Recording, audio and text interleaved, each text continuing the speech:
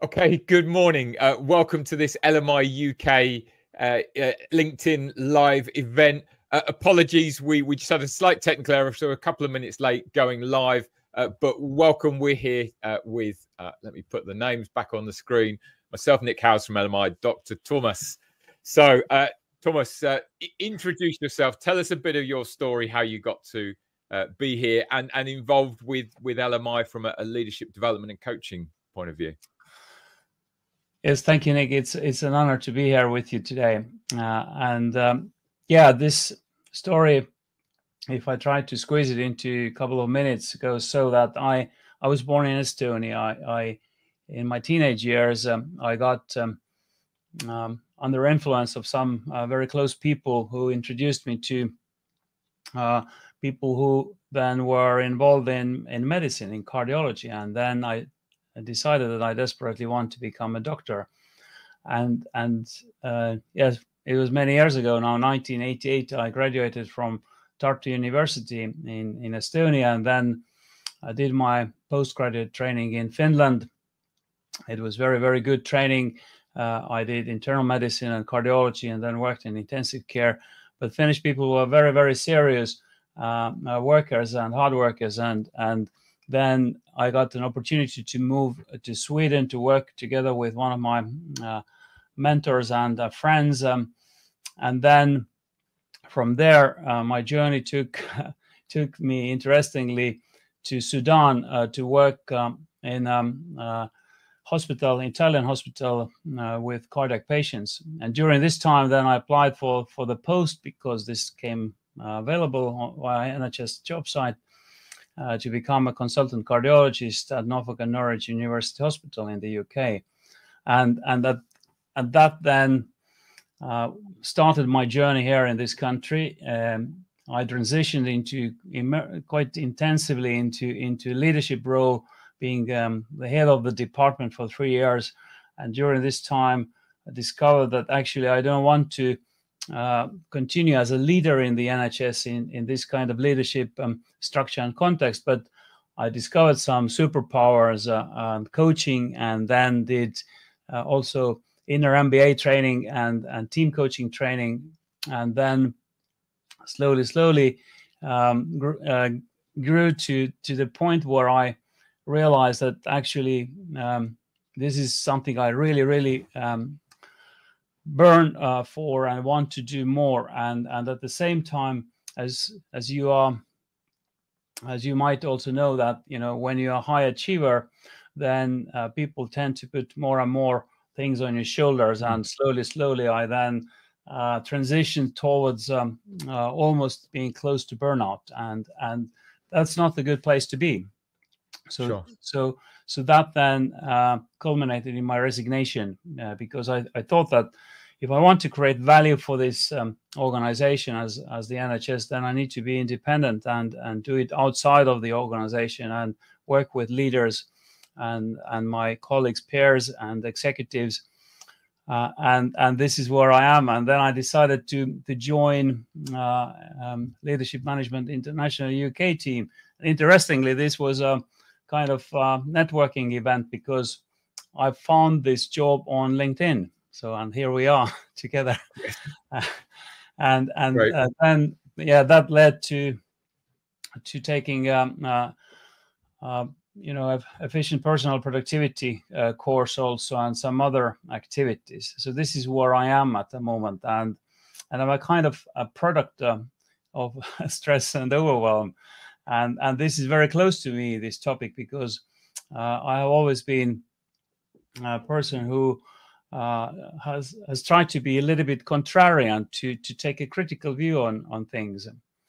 So this is my story in essence, very short. And yes, moved around lots of different places, a load of different experiences, and certainly from the conversations we've had over the last few months, so much depth and richness and thought about organizations, about individuals, about leadership, about how you tackle some of those really difficult situations that people face, particularly when thrust into leadership roles that require so much of them. So can you tell us a little bit about how you've ended up where you are in terms of what you're involved with now, why you feel that leadership development coaching is such an important part of helping those that were in your situation. Now, previously you've described yourself as your best target customer in terms of where you were with the pressures that you were facing. You see, leadership is one of those most complex things on this planet, and there is no recipe for leadership. But I believe strongly that it's all about building connections and communication and contacts and relationships. Basically, it's a skill how to manage relationships, and I also have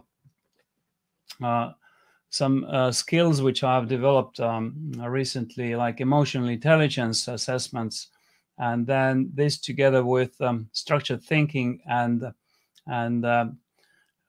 skills which we need to actually build connections with people.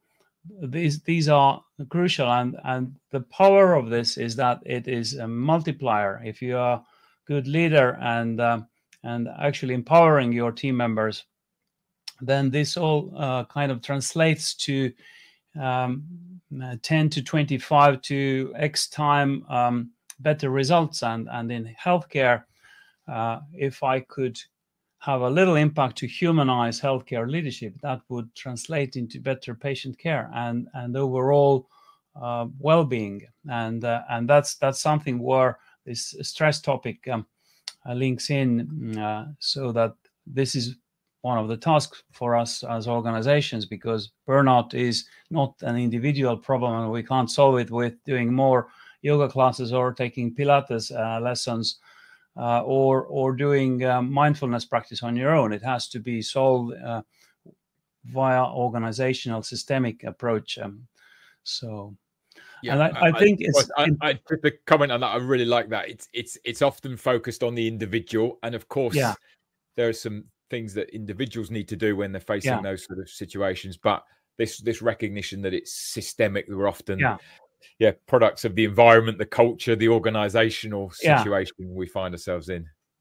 And as a if I put my cardiologist hat on, then stress is obviously a physiological response that can directly impact the heart and overall health, and it can cause heart attack. It can cause Takotsubo cardiomyopathy, which is like a broken heart syndrome, a powerful emotion like extreme sadness or fear or anger, frustration.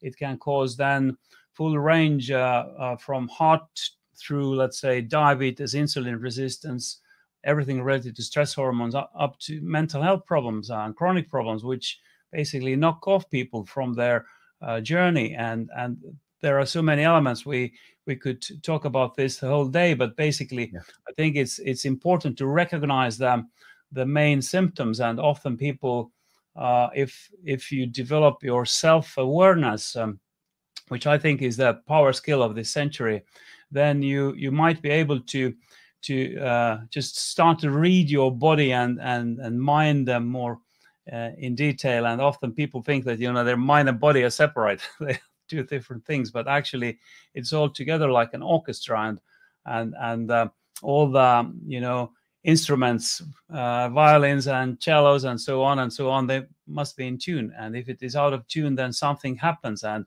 often this is reflected in some physical signs: headaches, stomach aches, rapid heartbeat, palpitations, fatigue, restlessness, or psychological, emotional signs, or cognitive signs like difficulties of thinking. You stop thinking properly.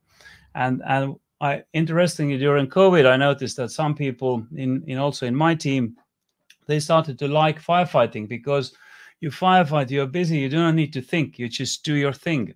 And thinking is a difficult process. And then in the end, it all can reflect also in behavioral signs like avoidance of certain situations, or procrastination, or neglect. So it's a whole different topic. But I think what I also notice is important, that from healthcare environment, people often can name all sorts of diseases and complex syndromes, but then they do not know what are the elements of psychological well-being, and that's also a kind of antidote to stress. So if we have a sense of purpose, if we feel that we have autonomy, we have agency, we can decide about our meaningful work, we have possibilities for personal growth, we can learn new things, we can master our environment around us, and we have positive relations with others, and self-acceptance, then this is like Carol Riff's, based on Carol Riff's work. So then we can improve the well-being, and this is then counteracting the stress, which in the worst case scenario can end up with burnout, and that is a terrible place to be. So this is the complex of three things, which is like emotional exhaustion. You're constantly in your negative energy. There is an element of cynicism. You become very sarcastic, critical to your own stuff, which you actually used to like. And then you have produced personal accomplishment or efficacy, and that is a bad place to be. And sometimes, sometimes we then, if we can diagnose it ourselves, that's good. But often we also need to think about our coworkers and peers and help them ask, good questions. Are you all right? Are you really all right? Is that true? And so on. Yep. And then be good listeners sometimes. And my kind of simple advice for someone who is anxious or stressed is that there are three things you can do. You can find someone who is a good listener, not coming to jump in to solve your problems, but just you can offload, get it off your shoulders. And then you can think what is actually in your control, and what you can do about it. And then you can think about what else is true. So what I'm grateful for, because that can, kind of balance this negativity we often see around us. And in news, this morning, terrible news, again, another war, all sorts of things are going on, and we have no impact as persons, as individual persons, but we can have impact at workplace, about 15% based on some studies, to have some positive, influence via our thoughts, via our doings and beings. Yeah, some really good practical advice, and certainly what you recognized in healthcare leadership in terms of that stress, overwhelm. Certainly we see in lots of other sectors, we see it increasingly commonly. Lots of the research statistics say that this is a growing issue and a growing problem. I like those 3 bits of practical advice. Great. Yeah. You Thomas, you've shared me your STRESS acronym, which is a sort of a way of helping, and certainly is quite useful. Could you go through that for us, and we can share that? We can put that in the comments for this session afterwards, so that people can access it and have it written down. I can just mention these elements. So stress, like S, is like about self-awareness, recognizing your stressors and what is causing my stress, and also noticing your mood and emotions. And then T is like a test, or test assumptions. Often we are biased. We have all sorts of beliefs and biases, and testing the assumptions you hold about the situation might actually get clarity and a more clear picture. It could be also time out, take breaks to recharge. Then reflective thinking. So this is what LMI is after. We do a lot of reflection, a lot of thinking, a lot of writing also, and looking back and to the present and to the future. So evaluate what is working and what isn't, and then this allows you to change the course of action. It could be also resilience, like you bounce back from setbacks and make you more resilient for anything. E could be empathy or emotional intelligence. It's really, really important that how emotions have impact on ourselves and others, and noticing this. And I believe strongly that, in generally success in your life is perhaps 5% dependent on your credentials and perhaps 15% on your actual skills, but the rest is all about relationships. And this is all about how you come across. This is all about emotional intelligence. And that's why this is so important and crucial. If you are like an a-hole, then, sorry to use this term, then you stay there because no one wants to talk to you. You can be a professor and walk around with whole encyclopedia in your head, but you can't share it because you have no listeners. So then S is strategic questioning. This is from my red team thinking, I think. So ask the right questions and get closer to the layer underneath them. And that is really, really important. So this encourages deeper thinking and ensures that you are not like blindsided or sleepwalking. But sleep itself could also be S letter. So because that is where we rejuvenate and that adds cognitive capacity and makes us a better person when we are well recharged.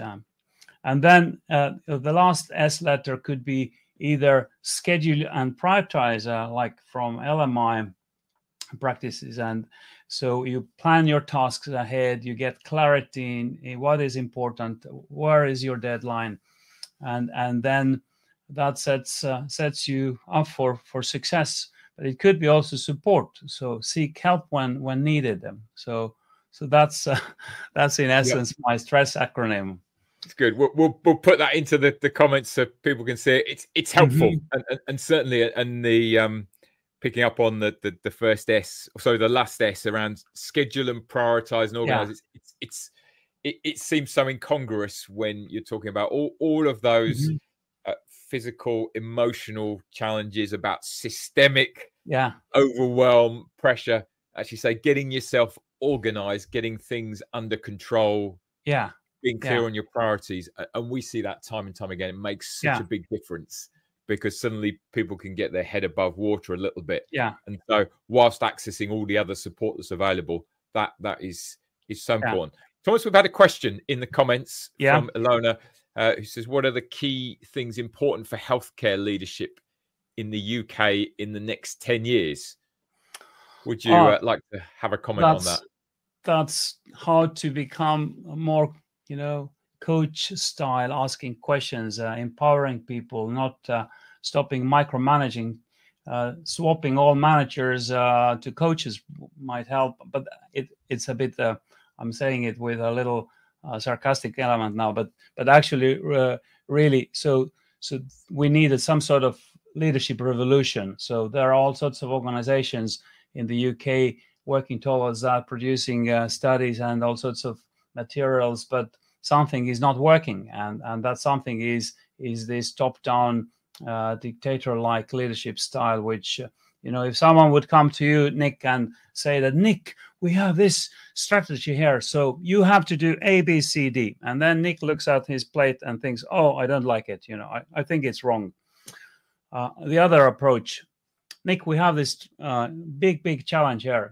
If you would be the most resourceful person, and you are this person, so how would you solve that? And that is a totally different approach. It helps you to zoom out, pulls you out from your little shell. You start to think about things in a bigger perspective, 50,000 feet view. You start to collaborate, pull people along you. It's so different. And even describing it feels completely different. I feel energized that I'm exactly now included. I can bring You're already energized. My creativity. So I think that's obviously a huge topic, but compassion and compassionate leadership coaching, which would then work towards 3 C's. What I learned from my Red Team coaching course. One is like creating clarity. Then this helps to create capacity, and then this helps to mold the culture which is friendly for us and empowering us instead of pulling us out of the system and making us feel tiny, losing autonomy and so on. Yeah.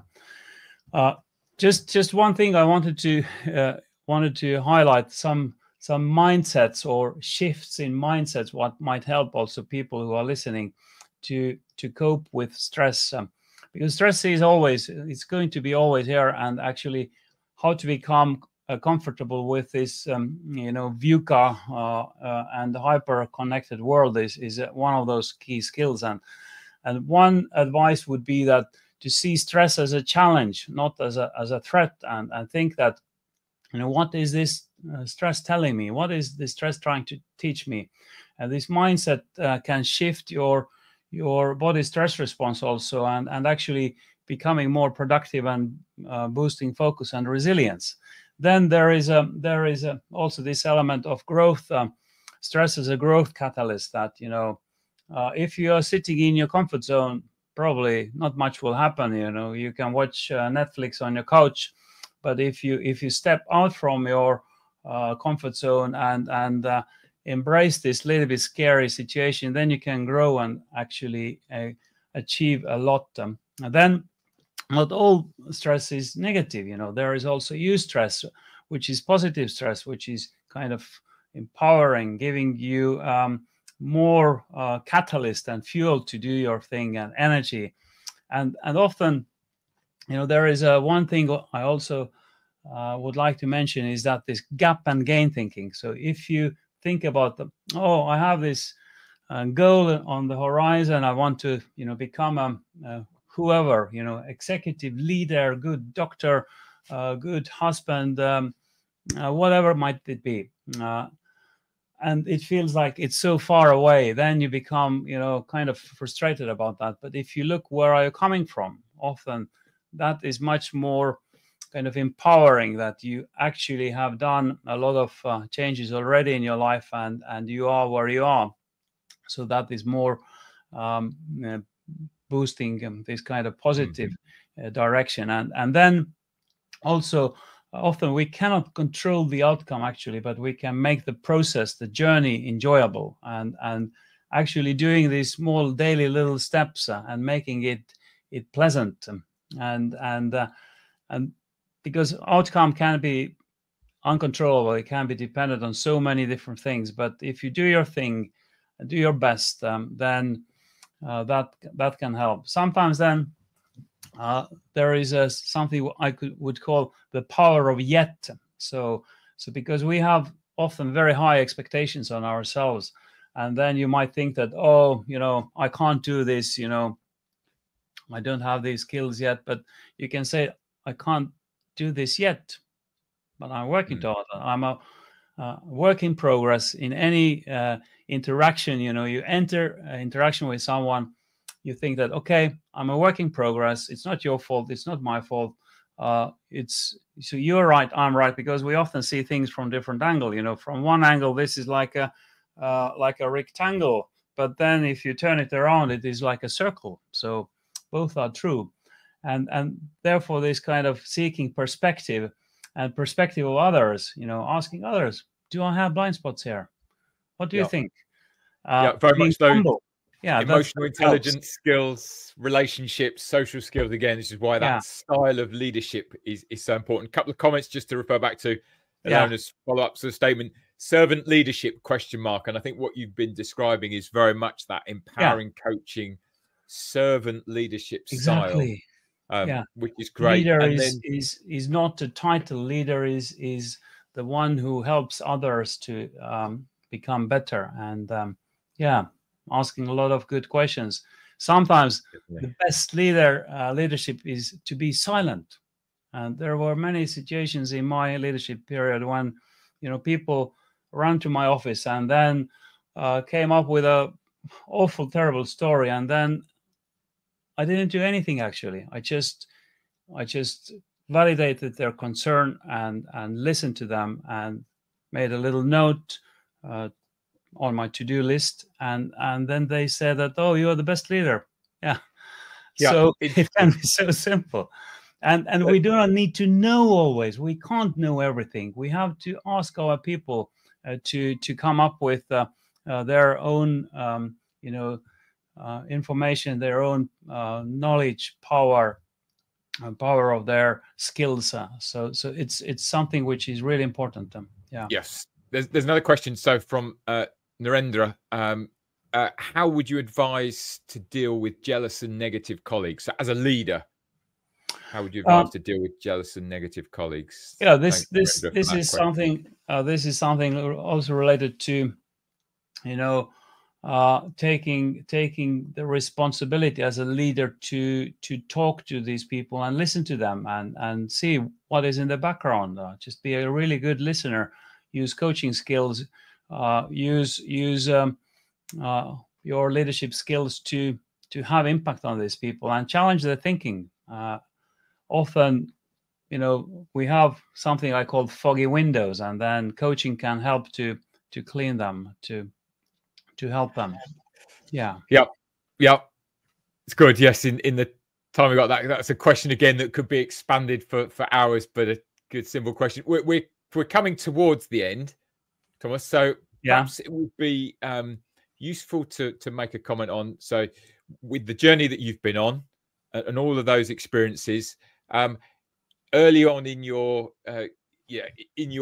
career with LMI these days, how have what you've come across and what we offer and what you now can offer to people, what is it that's particularly connected for you that you think can be helpful to others, and then how can people get in touch? And perhaps there's another question in the chat which we'll come to.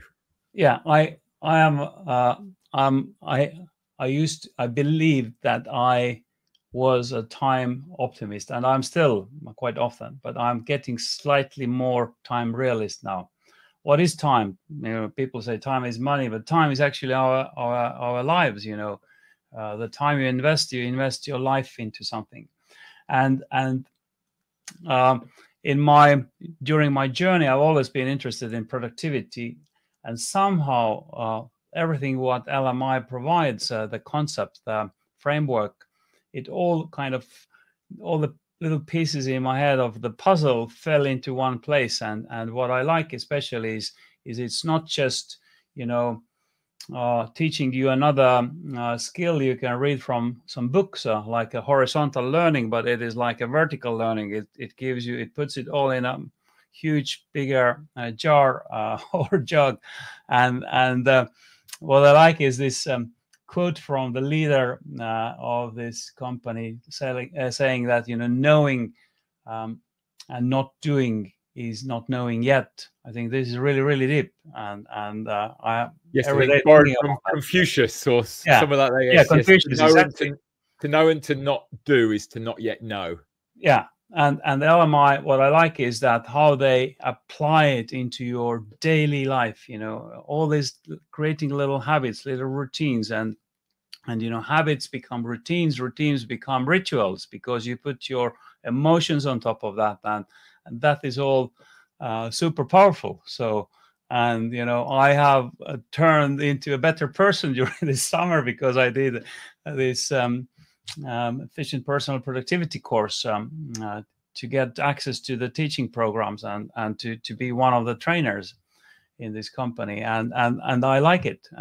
I embody it. It's like part of me now. So yeah, excellent. Yes, I hope I answered the question. Yes, should we address last two comments in so from Ashwak? Do you agree with me? Some leaders view leadership as a superhero mask that they can wear at any time without preparation. And perhaps combined together, just again very briefly from Mazen, how can we overcome negative attitude? So that sort of leadership as a mask, and being, there's definitely that thing, isn't there, around leaders? Leadership is your identity. I am the heroic leader, the opposite of being silent and letting people discover their own solutions. In a way, we are all kind of heroes on a mission, but if we put this into leadership perspective, then we really become leaders to help others, to support others, and not, it's not a title on the door, but it's a tool to make other people's lives better, and leaders task is to create vision, big picture, and then unleash people to get closer to that and support them. And these leaders who think that they are heroes alone, then they will be alone at some point, because people do not want to follow them. And the other question was about negativity. Yes. Yeah, overcoming negative attitude. Yeah, there is always some reason behind that, and there are always naysayers, and sometimes it's impossible to get to the complete understanding. It might be something difficult and cultural, but it might be also something which is related to actually unclarity or insecurity or fear, or it could be a kind of shield that yes, everything is bad. It could be also drama triangle, victim's mindset. It could be a lot of things, but I think the first step to come closer to negativity and the reasons behind that is to listen and to talk to this person, and again ask questions and see where does that come from. So yeah, communication, relationships, trust. So often negativity is also related to lack of trust. So that if trust is broken, it's a hard work to bring it back. Yeah, and some of the daily habits, the changes that people can make, and that the LMI resources help people to make can really change over time. And it's if that's been a habit of conditioning for a long period of time, it takes time to change. I think that's one of the things we recognize is you don't change everything by next Tuesday. It's gradual, whether it's for us, whether it's an organizational culture, etc. Thomas, been fantastic speaking with you. Really, genuinely, really enjoyed it, and I know from the comments it's been really helpful. How can people get in touch with you? What's if you want to continue the conversation, find out a bit more? I'm on LinkedIn. At the moment, I signed out myself from Instagram and Twitter. I have the accounts, but I'm not using it because it's just pulling away my attention totally to wrong direction. But I am on LinkedIn, so please direct message me. We can have a chat how to solve certain challenges, or even coach you or help you to support you. Yep. And I've just put along the bottom here the offer that we have as an organization for our Foundations of Success. So FOS is Foundations of Success workshop. It's a 2-hour introduction to a lot of the concepts that Thomas is talking about. And the first 2 places for any organization in the UK are complimentary. So you can find out details there. And to connect it through to Thomas, use the promo code CardioStar, KARDIOSTAR. Is that correct? Yes, that's correct. Brilliant. Let's end there. Or just end some closing comments. Just thank you comments. So thank you all. Thank you for participating.